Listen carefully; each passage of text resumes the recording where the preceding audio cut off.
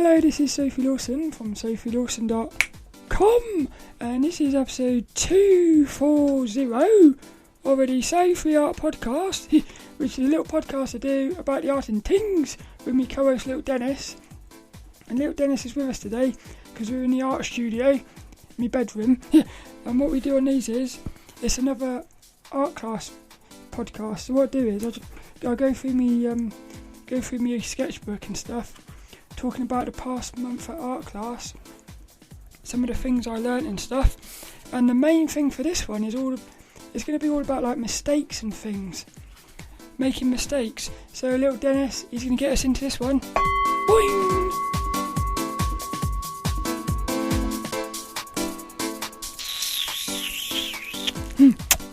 We've got our kitty kisses as well. So little kitty's in her house, and lilDENNiS, he's going to sit down and behave himself. So I've got quite a few things to go through on this one, and like I said, I feel like the main thing for this one is going to be all about mistakes. And I'm also going to talk about, do you really need to go to art class? Some of the things I think are reasons why I think you should go to art class, but also I'm wondering if you really do need to go to art class. So whilst I'm going through my sketchbook, I'll talk about some of that stuff, which would be cool. So, well, this is, what we've got here is, this is for the month of October. So, and I missed 1 month, but what we've got coming up is portraits. We've got portraits with, like, pens. I've got this beautiful pen. It's a Pentel felt tip. I'll have to get the name of it. Oh, I can't find the name. I can't get the name of it at the minute. But what it is, you can actually do like shading with this felt tip. You can actually use the tip of it, and also put the pen on its side to get like a shading effect. It's a very cool pen. I've also got some life drawing, and I think I said, oh yeah. Also, we've got this brilliant thing coming up, because what happened was, one of the models didn't show up, so we ended up drawing each other. So I'm going to talk about that as well. Because for me, one of the things with art class is, it's almost like 50% about improving your art skills, and 50% about improving social skills. And like sometimes the class can be way more about like social things, and sometimes it's all about the art. So that's another reason why I think you should go to art class. And I'm also going to go through my little me plein air sketchbook as well, because I'm still going out on the Saturdays. So what I do is I think I'll just start with the first one. So what was the first one? Well, I think the first one we did, the first one was actually the one when the model didn't show up. So what happened was, now this was brilliant. This is another example of like the sort of spontaneity of it all. Because one of the things I'm going to talk about is mistakes. And I feel like the thing with mistakes is, mistakes sort of lead to beautiful things sometimes. Very much like it's a sort of a synchronicity, I suppose. But it's very much like, the thing with mistakes is, I think, like, it's a mistake if you're in control. But if you can let go of control, there's no mistakes really. Because it's almost like everything just flows. So what happened was, the model didn't show up. And we was all sitting around waiting. And because the model didn't show up, one of the artists, Mark, he said, well, what I'll do is I'll just pose. So he sat on a chair and posed. And it was brilliant, because what happened was, you only had like 10 minutes, and we were still waiting for the model, but the model didn't show up. So what ended up happening was, basically everyone took it in turns to sit down, and we sketched everybody. Well, we didn't sketch everyone. 1, 2, 3, 4, 5. We did five people, and I was actually going to go and sit down. This is one of like the social anxiety things. I was going to go and sit and pose. But right at the end, we ran out of time, which you could say is a good thing. But there's a part of me that was disappointed because I wanted I wanted to experience the fear of like sitting there posing. Because I don't know, it'd be nice to experience it because it's sort of like, I feel like it would be quite nice to experience what the model is experiencing. Because it must be quite strange to sit there and know that everyone's looking at you. Because one of my biggest fears, like one of the things with social anxiety is it's the fear of like people looking at you. So imagine sitting in the middle of a room with everybody looking at you. In a way, it's like a worst nightmare. But in a strange way, I wanted to experience it. Which is a bit, I don't know. But for this, what I did here, this night, I think I used the same pencil, which is this big 6B clutch pencil, a massive fat, I think it's a 5mm one. And I did the whole thing with this one pencil all night. And what was brilliant was, it created a very sort of, like a nice texture. It was cool. So the first one was Mark. I feel like that's the best likeness I've ever got at an art class, because it looks like him, but in a strange way, because one of the things I'm really into is characters. What I've done is I've created the person, but turned them into like a character. And I love it. The next one was the girl called Alex, who I've been sitting next to quite a lot. Now she had a beautiful, like an elegance about her. If I had to sum up Mark, I'd say he had a nice, I feel like he's sort of personality come out of the drawing. I don't know, but for Alex, I feel like I just liked her essence. It really was a beautiful essence, and she had this like a jacket thing on, and what was happening was you had like the curviness of her bum, the straightness of her legs, but this jacket was like flowing outwards, and it was like sort of creating a very nice shape. So I liked her shapes, and her hair was cool as well. The next one was Carolyn. What I liked about Carolyn was her boots. What I find, I love drawing people with clothes on, because I like the shapes of clothes. And that's the main thing here really, is you're not just capturing the person, a lot of it is actually the shapes of the clothes. That's what I'm thinking. And it is, for me, it's fun drawing the clothes, not just the shapes, but all the like the folds and everything.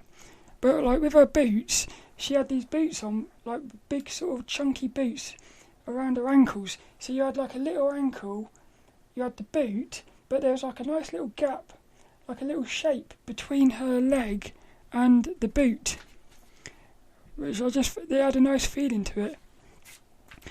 The next one was Min.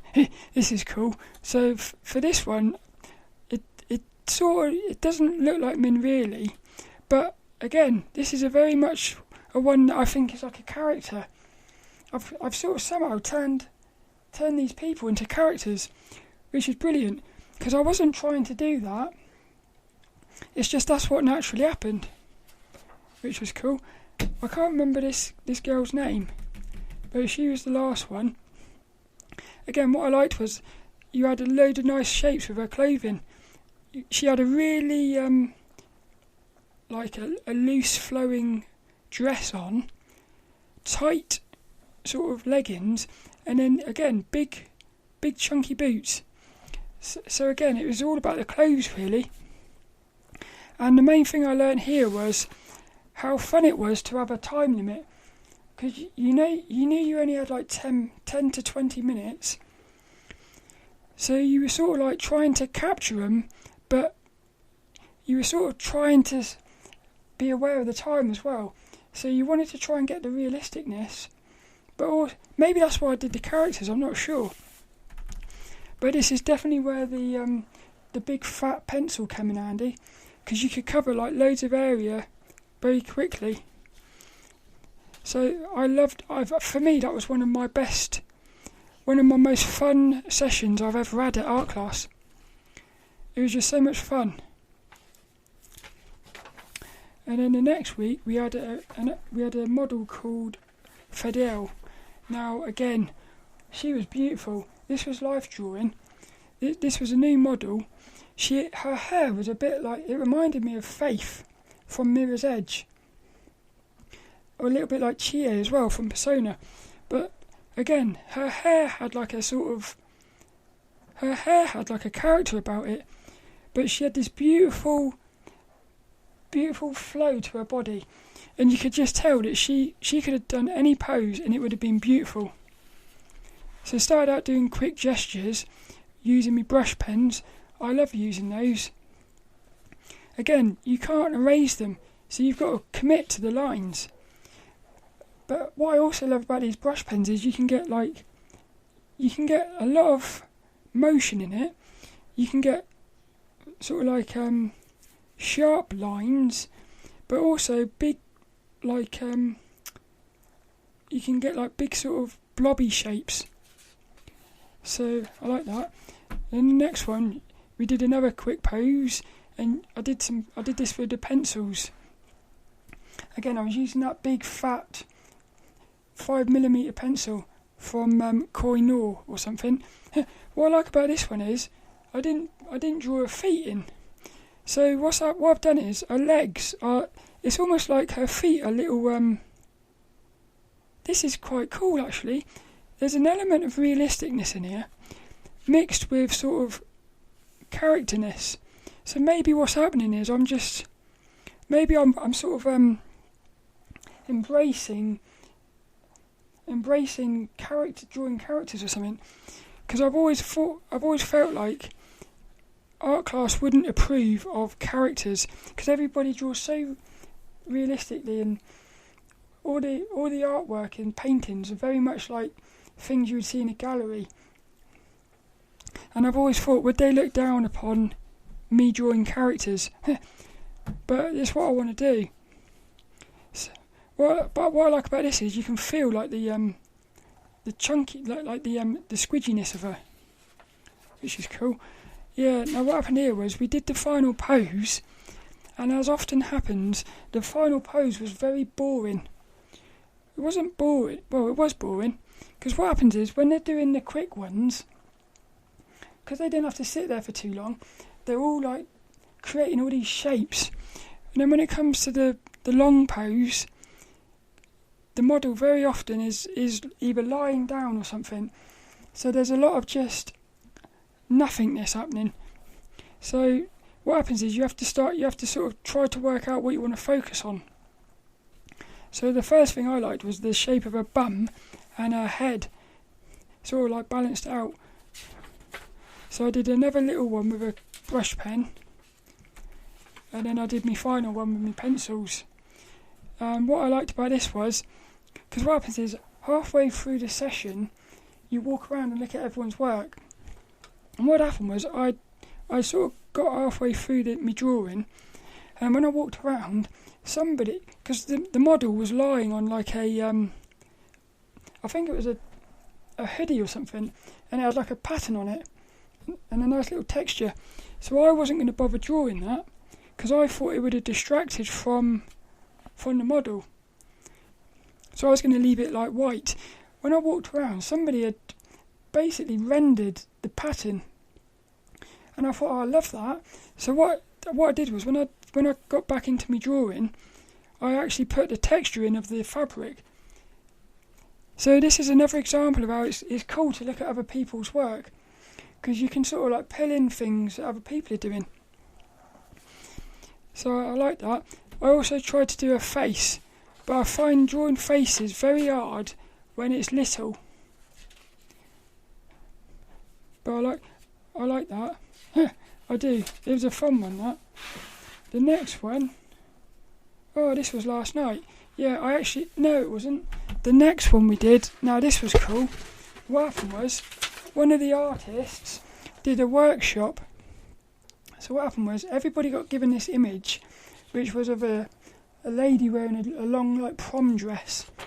And what happened was, the artist was doing a workshop all about drawing or capturing, what's it called? fabric basically. So, and well, this was interesting.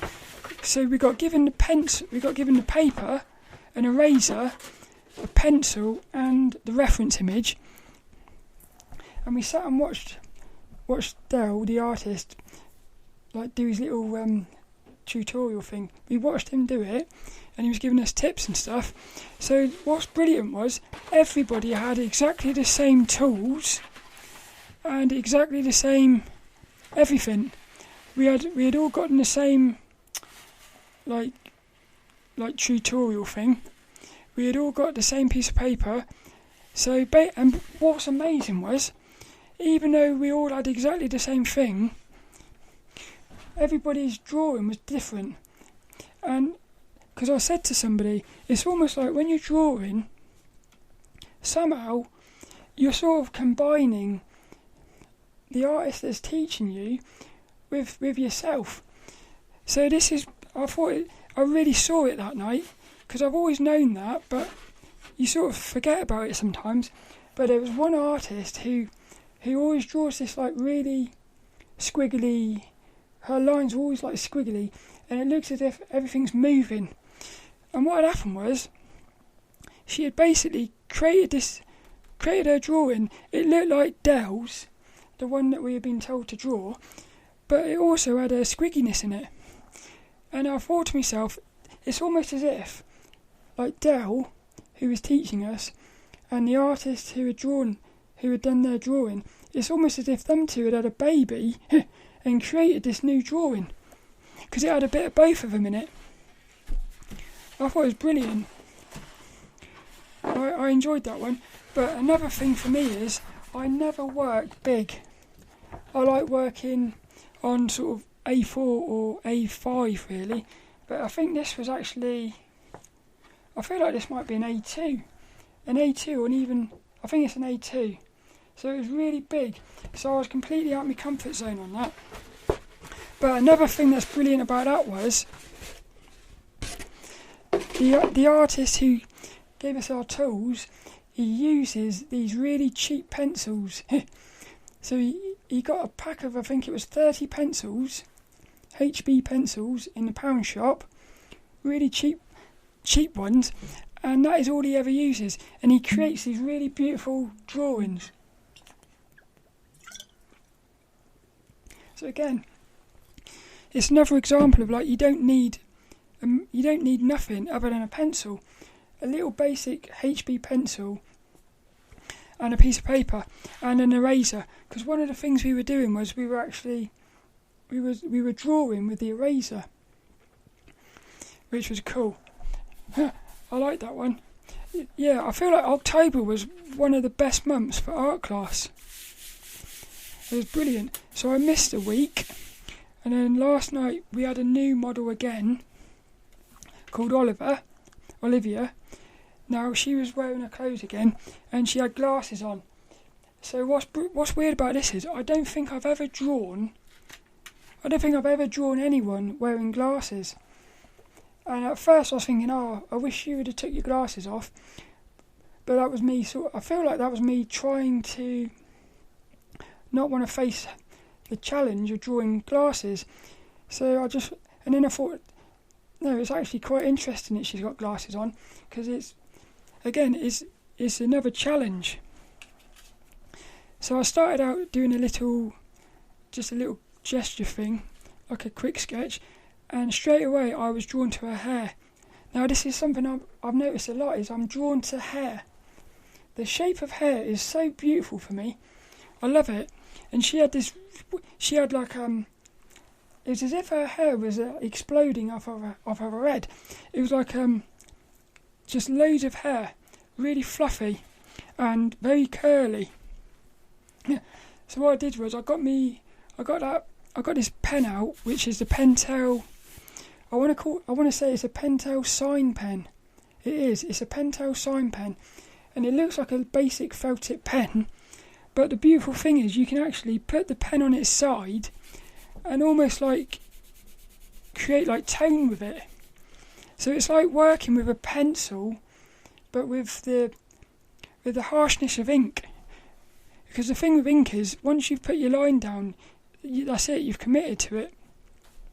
So the first thing I did was because this was a portrait, I thought I've got to try and draw a face, because very often I'll shy away from doing a portrait because of a fear of making mistakes.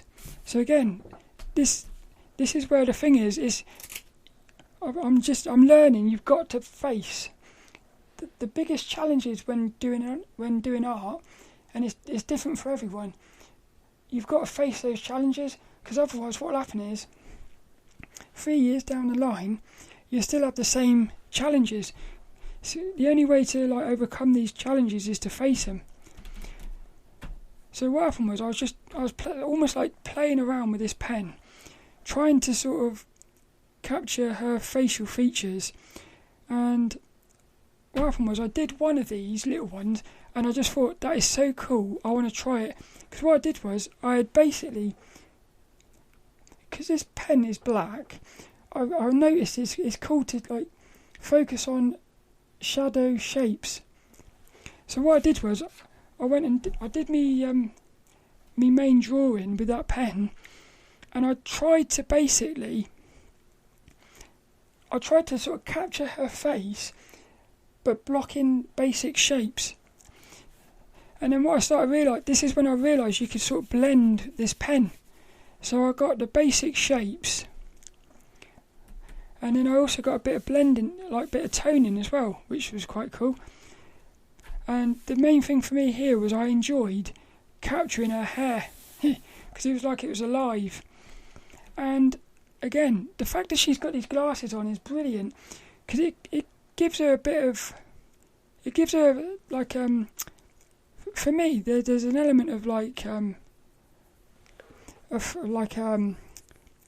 coolness about those glasses. It makes her unique basically. But the main thing for me, there's, in the glasses you got the frame. Well, the way the light was falling, it was creating the frame was creating a little shadow on her face. And there was something about that, the way that thing was curving. It was so, for me, that was my favourite sort of line or shape last night. And also her lips. She had these beautiful lips, because I had a perfect profile view.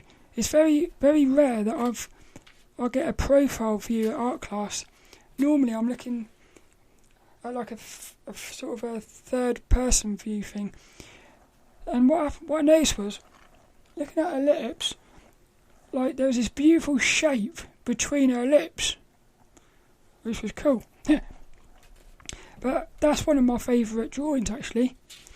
And again, it's very scary because you're using pens, so you've got to commit to the lines.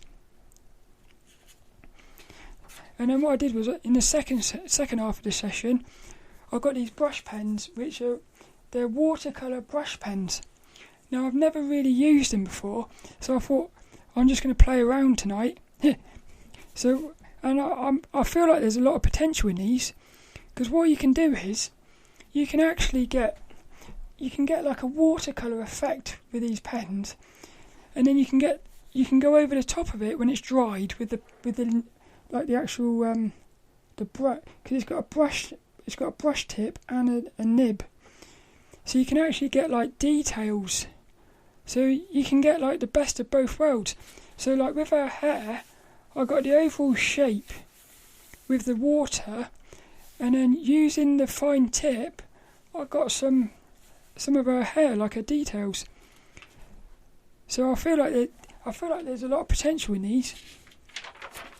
And then last one, I was just playing around with a fine liner, and I was trying to mix, because again, somebody had basically created this beautiful.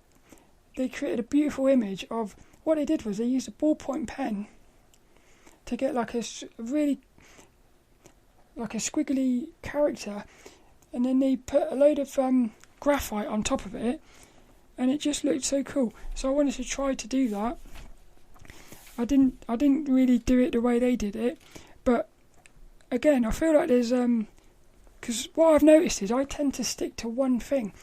If I'll either do a pencil drawing, an ink drawing, watercolour, very rarely do I actually mix different things.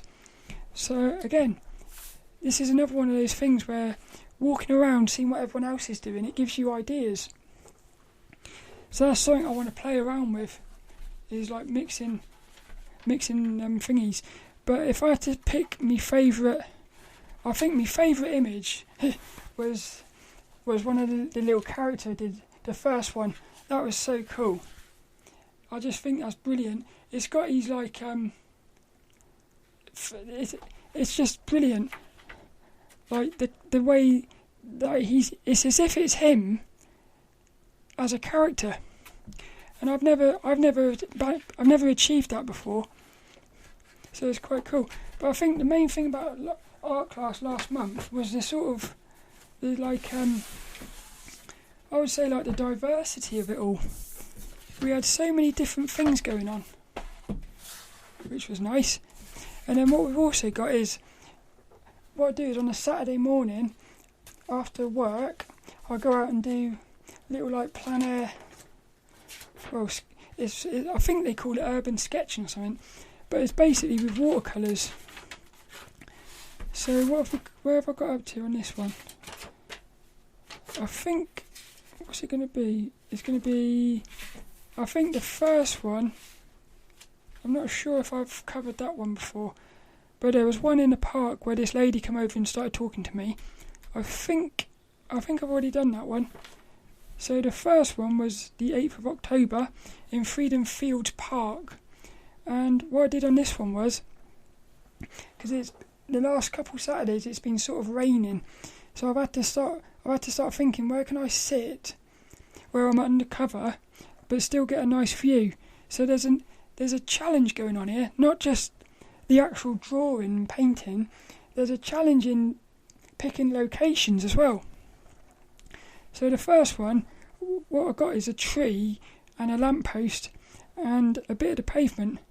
So the reason I like this is you're getting a lot of everything here. There's even like a rooftop, so you're getting lots of different textures.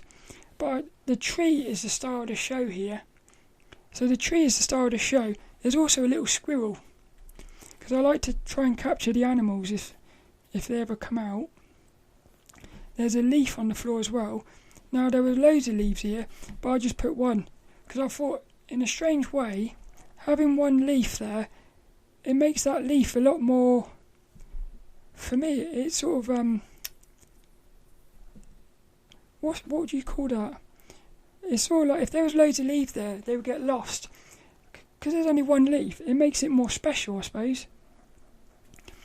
And I got the lamppost. What I've noticed is I've drawn these lampposts quite a lot lately, and I'm absolutely loving. Oh, wait a minute, I've missed one. Well, I'm loving the shape of these lampposts. So the main thing about that one, for me, was actually, well, also I'm noticing I'm struggling a lot with perspectives. And again, it goes into, because I'm using fine liners, I'm sort of sketching what I'm seeing. I'm doing it wrong, but because I've committed to it with a fine liner, I've got to accept it. But I can see that some of these things are wrong, like the perspective. That's the way it is. But the other one was, this was the 1st of October, again, in Freedom Fields. And what I did was, this was nice as well. You had 2 trees and a lamppost and a load of houses in the background. What I've been trying to do is, and I'm still not really, it's quite hard for me. I'm trying to get the background blended in. So what I did was I used very light fine liner marks, and I didn't use many fine liners because I'm trying to get the background to sort of blend in to the background. But it's a lot harder than I think. It's one of those things you think it should be easy, but it's quite hard. And what I've also started noticing is the colour purple is a beautiful colour for shadows. So I've started, and I've actually been able to learn how to do a black. So the way to do greys and blacks is, what I've done is I've done a red, a blue and a bit of brown, and you can get like a blacky grey. So that's what I've been using for the shadows. And what I've been doing is, because again, the weather's been constantly changing whilst I'm out there. So what I do is, if I see something, I think, oh, that's cool, I'll try to like capture it, or at least remember it in my head, so that at the end, when it's time to put the shadows in, even if the shadows aren't the way I'm looking at them, I'm trying to remember the best shadow shapes I've seen and bring them in. So what's happening is, there's an element of sort of capturing what you're seeing, but also like you're using your imagination as well. So again, there's lots of different skills going on here. You've got the actual skill of like the actual strokes and stuff, but there's like a skill in like remembering what you're seeing and then trying to draw what you've remembered. So this is what's so cool about it. It's like multi-layered. I feel like the perspective is quite good on this one. It's still not as flat as it should be. In other words, it needs to be more sort of foreshortened. But what I like about this is the lamppost. They've got these really old-fashioned lampposts in the park, like Victorian ones, and they're just beautiful shapes. And I feel like that lamppost balances nicely, like the straightness of that balances nicely with the randomness of the trees. But what I also did, so I made this up myself. This is me trying to sort of bring in a bit of creativity to it as well. So the trees were all, basically the leaves were all dying. So all the trees were gold, like golden brown, with like dead leaves basically. But what I did was, the two trees they're meeting, they're like touching in the middle, right where the lamppost is. So what I thought I'd do is, I basically drew the leaves green where they're meeting, almost as if like the two trees are somehow like they're sort of like keeping each other alive or something. And like, even though all the leaves are dying, the bit where they're touching, they're actually keeping themselves green. So again, I enjoyed this one. The thing I didn't like about this one though was, there's a fine line between capturing the texture of grass and doing it too much. And I'm still like trying to get that, because I remember Jake Parker, he said on his course, I think it was How to Ink 2.0, on his course at SVS Learn, he said basically you don't have to do all the textures, you've only got a hint at like the textures, and he said it's good to do it on the edges. So like something that's furry, you put the furriness on the edge, you don't have to bother on the inside, just a little bit here and there, and you create the illusion of like furriness. But with grass, I find it quite hard, and I'm not sure whether, because sometimes I'll do the grass with paint, sometimes I'll do it with like fine liner, and I still haven't been able to really capture grass. For me, that's quite one of the hardest things actually, trying to capture the grass. So the next one, which was the 15th of October, I actually did a pencil drawing because it was so cold. My hands were quite cold, so I thought I wanted to wear my gloves, and I didn't, because what I do is when I'm painting outside, I'll test the colours on my hand, so I end up with a hand covered in colours, and I thought I'm going to keep my gloves on for this one. So again, in Freedom Fields Park, and the reason I've been sat there for the three of these is because it's in the shelter. You can sit in the shelter. Oh, this was a funny one, this one. Yeah. What happened? So in the middle of the park is this it's like 4 benches back to back. So you got a bench looking one way, and then you got a bench right behind it looking the opposite way. So basically you can sit on one of these benches, somebody can be sat on the bench behind you, and if you don't hear them coming up or something, you wouldn't know they're there. So what happened was, I had my headphones on, listening to Above and Beyond, and it was blasting out in my ears, and I got lost in the music, and I was singing the lyrics of this song, and the lyrics is, you live your life just once, so don't forget about a thing called love. Don't forget about a thing called love. So think about how beautiful that is. You're painting and you got these beautiful lyrics in your head as well. It was cool. But the thing was, I was like blasting these lyrics out, singing, because I just didn't. And as the song finished, this lady walked out from over here, looking at me, smiling as I'm drawing. And I realised she'd been sat there for ages, listening to me singing. So it was a bit embarrassing, but in a strange way, I felt sort of. It was one of those like I didn't care sort of thing. Yeah. That's the thing. The thing with art is it really gives you confidence to just express yourself. So this was a little pencil drawing, and I tried to capture different things. So you had trees, houses, the lampposts again. There was a little flag as well, and a house with these metal steps going up. And again, you had a load of grass. So it's quite hard for me to capture grass, but I did this with that pencil that I've been using at art class, the big fat 5mm one, because I've really fallen in love with that pencil, and I wanted to see what it could do outside with a sketch. So I don't think this is my favourite thing I've ever done. But what I like about it is it's different.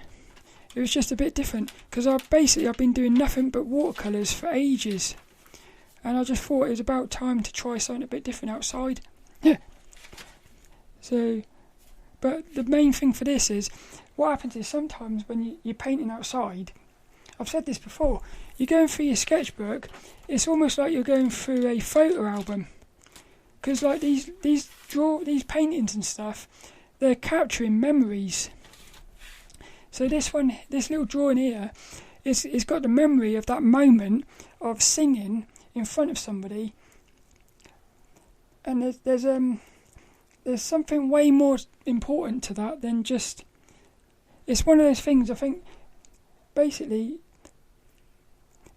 this image, this drawing for me is going to remind me to just express yourself, and because what happened is I was just singing and expressing myself, and this lady smiled at me with a really warm smile, as if she could. And you think about it, she's sitting there and she can hear somebody singing "Don't Forget About a Thing Called Love." So that's quite nice, isn't it? Yeah. So, but she smiled at me with this really warm smile, as if she could feel that I was like free. And somehow I think she basically projected back at me this sense of like freedom. It was beautiful. So in a strange way, we connected that night, that day, that morning. Yeah, me and her connected via the music, I suppose. I think this is. I've got 2 left. So the next one. Now this is another interesting one. This is the one all about mistakes. What happened was, again, it was raining, so I sat in like a little. There's like a little. It's almost like you could look at it as like a bus shelter thing. It's not though, because what it is, there's a park, and at the top of the park is like this big sort of balcony thing. You can just sit there, looking over the park. So I sat there because I thought, again, loads of really cool shapes here. You had a little archway, you had the roof and the floor, so you got like a nice thing of perspective. And again, because I'm struggling with perspective, I'm trying to get places where there's lots of perspective, so I can sort of practice my perspective. You had trees, a little house, and the floor was covered in leaves. So whereas in one of them I only put one little leaf down, for this one I just put loads of leaves down, and there's a different feeling about this one with all the leaves. But what I liked about this is the fact that there's loads of different. You've got organic shapes and man-made shapes. And I love it when you get that, because it's nice. For me, it's almost like half of the drawing is man-made straight lines. The other half is all organic, like curvy shapes. So there's a nice balance going on there. But this one had the biggest mistake thing for me. What happened was, there's these 2 trees in it, and basically I did all of my line art. What happened was I did all my line art, and I forgot. Well, I didn't forget. I thought it's not necessary to put the leaves in. So I did all the watercolours, and I sort of finished the drawing, and I thought there's something missing here. The balance was off, and it's because I didn't put the leaves in.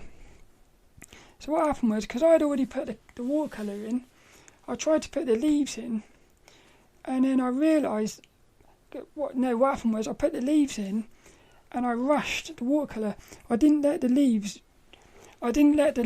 ink dry. So when I put the watercolour down, it basically, the ink and the watercolour merged into like a black mess. So I tried to fix it by putting more ink on top, and then it made it even worse. I tried to fix it by putting more watercolour on, and what happened was, the more I tried to fix it, the worse I made it. But for some reason I was convinced I could fix it, but I couldn't. But in a strange way, this is another one of those things where I feel like the mind lies. At the time, I thought it was hideous.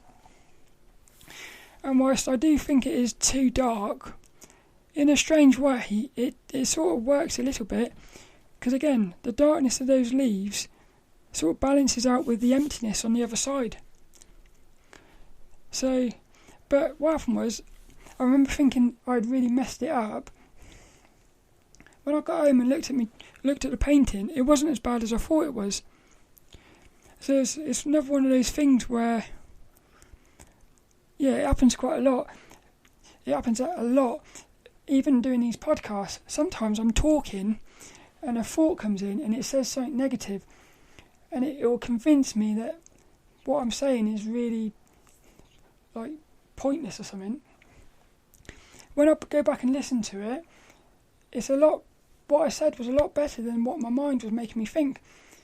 So it's almost like the mind is somehow trying to sort of mess you up. I don't know why it does that. And then the next one, the last one, was last week. So I sat in a different park. Again, it was sort of raining, so the ground was completely soggy, and I was sat on a little bench right in front of. What's happened is there's a tree is falling down or something, and it looks like a crocodile. It's even got like legs and stuff. One side of it's got like legs. So you've got this tree or this branch in the middle of the park. It looks like a crocodile. I thought he was cool. So, and again, we've got the leaves here. So what I liked about this one was you had a lot of everything. You got houses in the background, trees, a fence.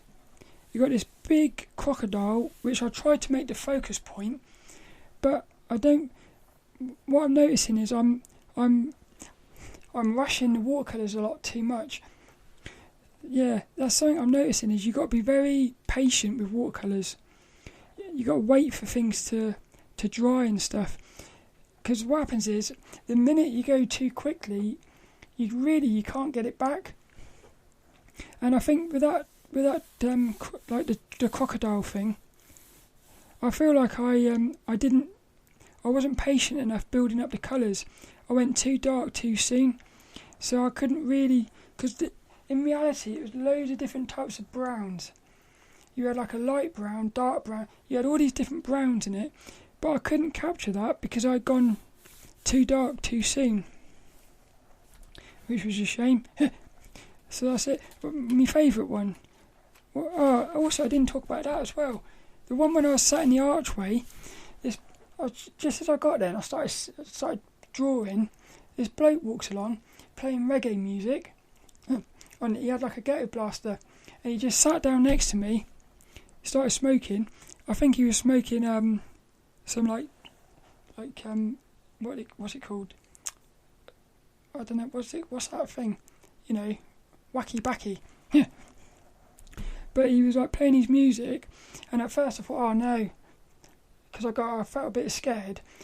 We were actually talking about all things like he's talking about how he went out of body.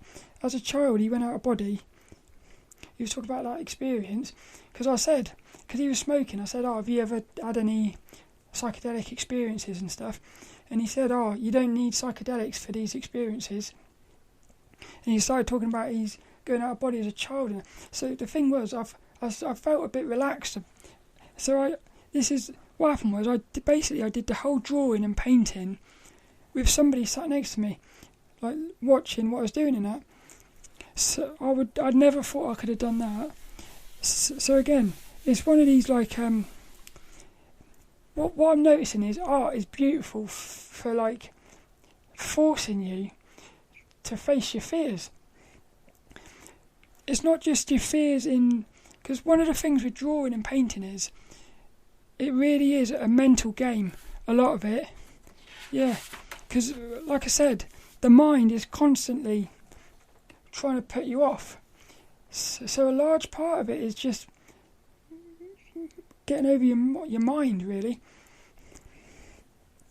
This is why it's a bit like a form of meditation, because you might be painting and you've got these bombardment of negative thoughts going on. Like it might say, you know, that's rubbish what you're doing, you've done that wrong. It's basically like being quite nasty, really. But what happens is you just keep painting, and then at the end of it, again, you look back and you realise the painting you've done is a lot better than what the thought was saying. So in the future, when the thought comes up and it starts being horrible again, you can say to yourself, well, I know last time you were basically being horrible, but you were lying to me. So, but the thing is, there's an element of goodness about it as well, because sometimes it might say something which is true. Like it might say, oh, you've done that wrong, and you actually have. So you've got to get this balance between listening to it,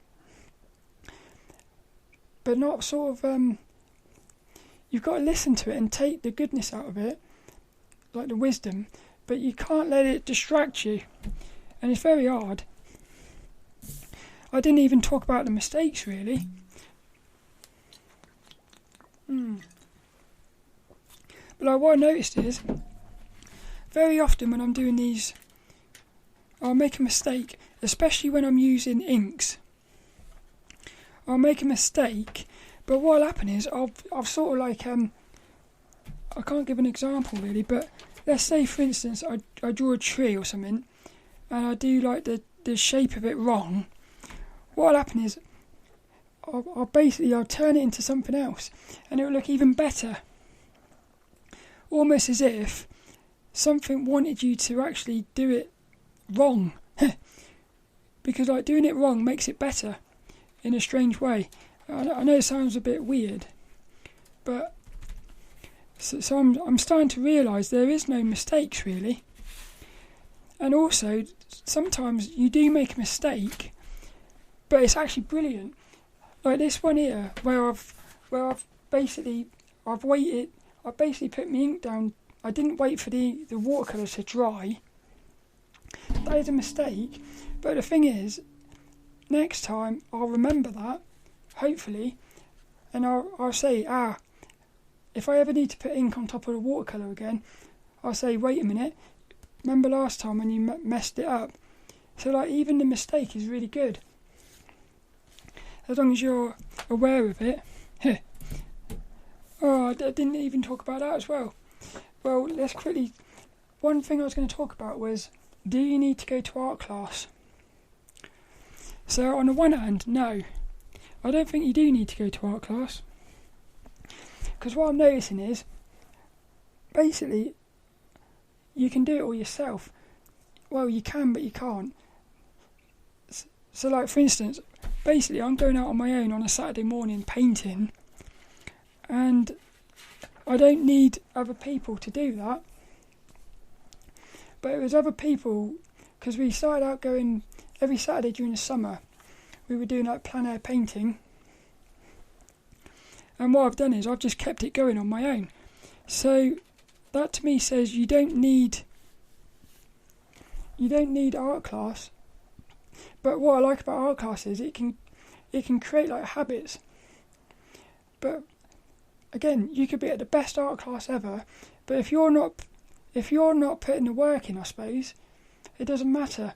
You could be at the worst art class ever, but if you're putting the work in other words, it's more about you than the art class. That's what I'm saying.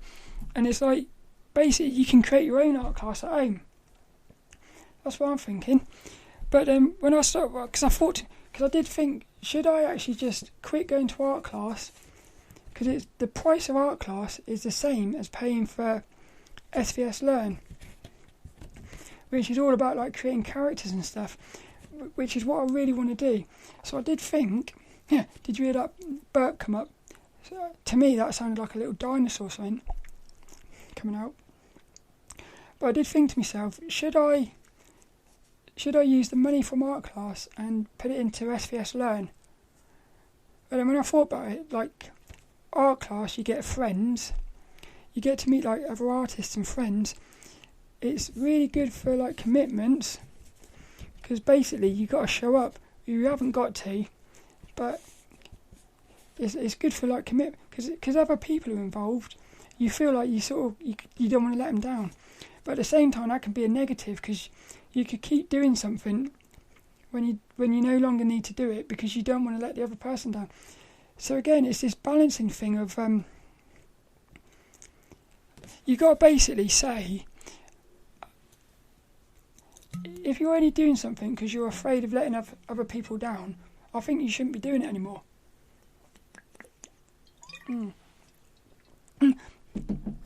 But then that feeling of not wanting to let other people down could actually drive you to be committed and have discipline.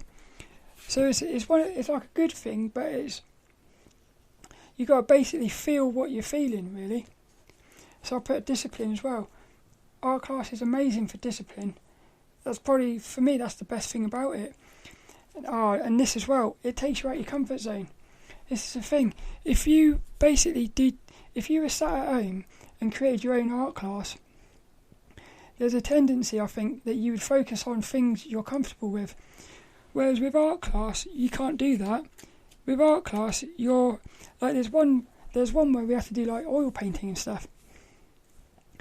So like it forces you to do things that you wouldn't do.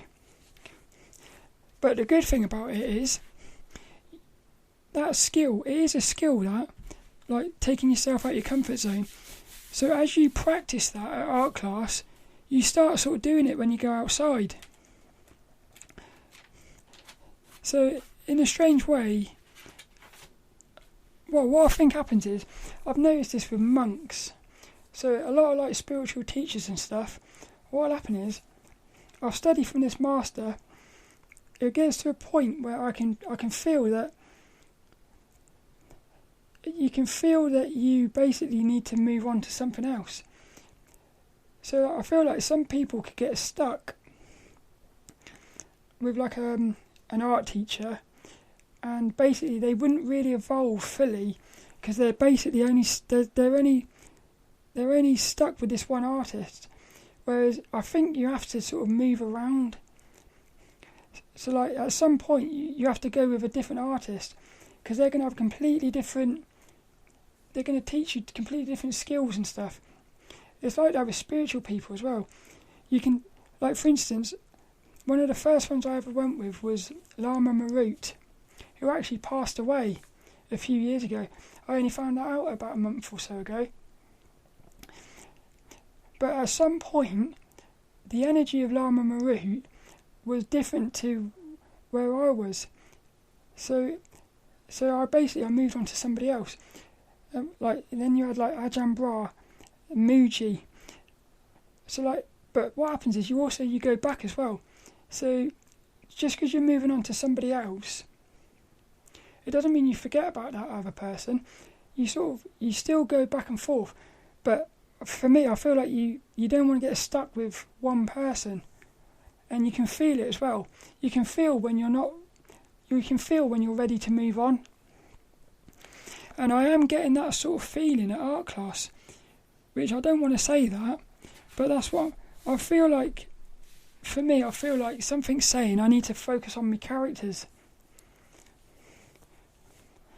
So like what the ideal thing for me would be an art class, a physical art class, where we're focusing on character design and stuff, but you've got like real people face to face, because then you got your friend. You can create friends. You've got your discipline and commitment, but you're doing what you really want to be doing, which is characters. Yeah. So that's what I'm thinking. But what I'm thinking is you do actually need. I think you do need actual physical people in your life. I do think that. I do think there's something very powerful about having physical artists, not just on a screen. That's what I'm thinking. But lilDENNiS, he said that's enough for that one. So I hope you enjoyed that. What happened the other day was I found a load of art books in a shop for, well, these basically worked out about 20 or 30p each. And one of them is an art book called, it's basically just called Art by Laurie, Schneider, Adams. And it's talking about, well, what it says on the back is, who was the inspiration for Michelangelo's David? What could make a urinal worth millions? Basically, it's looking at different types of art and sort of just talking about all these different things of art. But I randomly turned to a page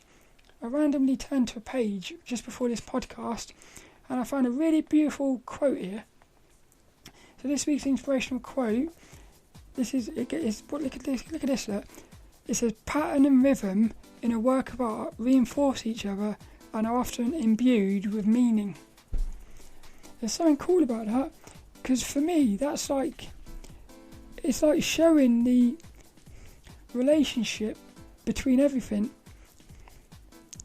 But I like the fact that you got pattern and rhythm. For me, pattern is very sort of like structured. Like when I think of pattern, I think of the same shape over and over and over and over again, like repeating. So for me, pattern, I think of like man-made, whereas rhythm, I think of it like flowing, like a river or something. So for me, that quote is like it's like bringing together like structure and free-flowingness. Yeah, I like that though.